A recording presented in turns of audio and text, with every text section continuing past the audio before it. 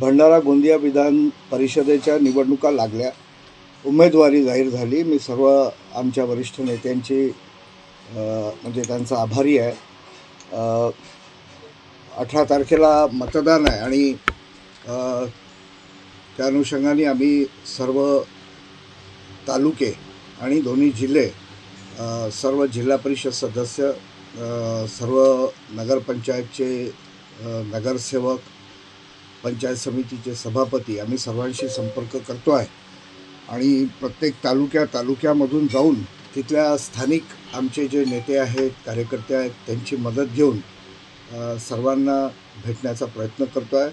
प्रत्येक मतदाराला त्याचा जो रिस्पेक्ट आहे तो रिस्पेक्ट आम्ही देऊन त्यांच्या घरापर्यंत जाऊन त्यांची भेट घेण्याचा प्रयत्न करतो आहे. आणि राहिली गोष्ट निवडणूक बिनविरोधची, तर जो विड्रॉलचा दिवस होता त्या विड्रॉलच्या दिवशी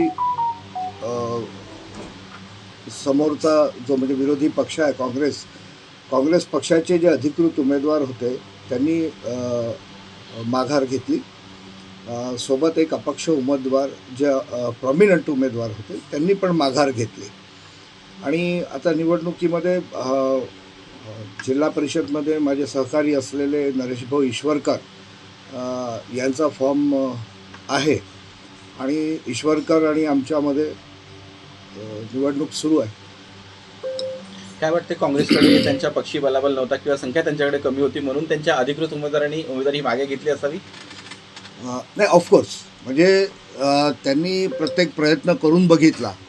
म्हणजे आमची जी महायुती आहे, महायुतीमध्ये भारतीय जनता पार्टी आहे, राष्ट्रवादी काँग्रेस पार्टी आहे किंवा शिवसेना आहे, तिन्ही पक्षांचे सर्व कार्यकर्ते, सर्व मतदार हे अतिशय ताकदीने आमच्या महायुतीबरोबर आहेत.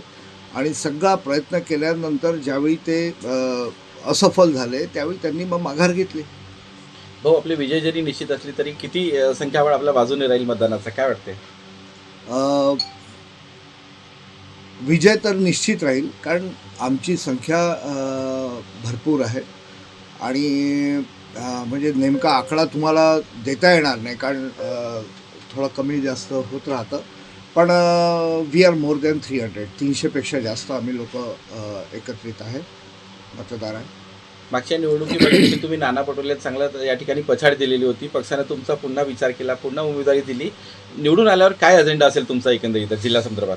नाही, ही गोष्ट खरी आहे की विधानसभेमध्ये जी लढत झाली होती त्या लढतमध्ये आमचे म्हणजे महायुतीची तिकीट मला होती आणि त्यावेळी जी निवडणूक झाली आम्ही EVMमध्ये समोर राहिलो.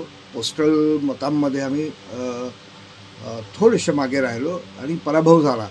पण त्या निवडणुकीमध्ये कार्यकर्त्यांनी, नेत्यांनी आणि गाव पातळीचे जे कार्यकर्ते आहेत त्यांनी इतकी प्रचंड मेहनत घेतली की ती निवडणूक भावनिक झाली होती.